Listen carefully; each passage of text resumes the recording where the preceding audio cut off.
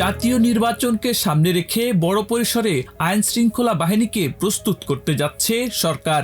এবার শুধু নিরাপত্তা রক্ষী নয়, পুলিশ সদস্যদেরকে দেখা যাবে সচেতন রক্ষীর ভূমিকায়। এজন্য নির্বাচন সংক্রান্ত বিষয়ে বিশেষ প্রশিক্ষণের আওতায় আনা হচ্ছে 1.5 লাখ পুলিশ সদস্যকে।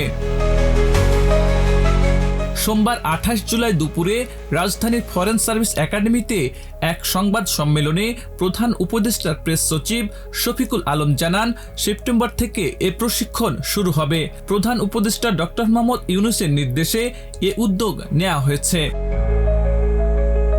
শফিকুল আলম জানান, জাতীয় নির্বাচনকে সামনে রেখে প্রধান উপদেষ্টা পুলিশ ও সেনাবাহিনীর মধ্যে সমন্বয় বাড়ানোর নির্দেশ দিয়েছেন। নির্বাচনে প্রায় 60,000 সেনা সদস্য কাজ করবে।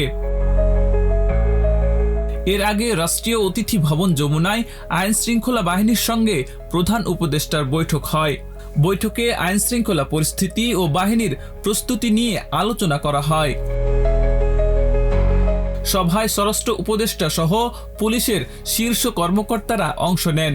অবাধ ও নিরপেক্ষ নির্বাচন নিশ্চিত করতে বাহিনীকে নিরপেক্ষভাবে দায়িত্ব পালনের নির্দেশ দেন প্রধান উপদেষ্টা।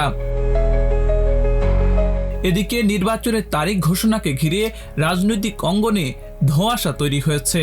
শনিবার 14টি রাজনৈতিক দলের সঙ্গে বৈঠকে প্রধান উপদেষ্টার সময়সূচি ইঙ্গিত দিলেও পরবর্তী বিজ্ঞপ্তিতে কিছু উল্লেখ না থাকায় জনমনে বিভ্রান্তি দেখা দেয়।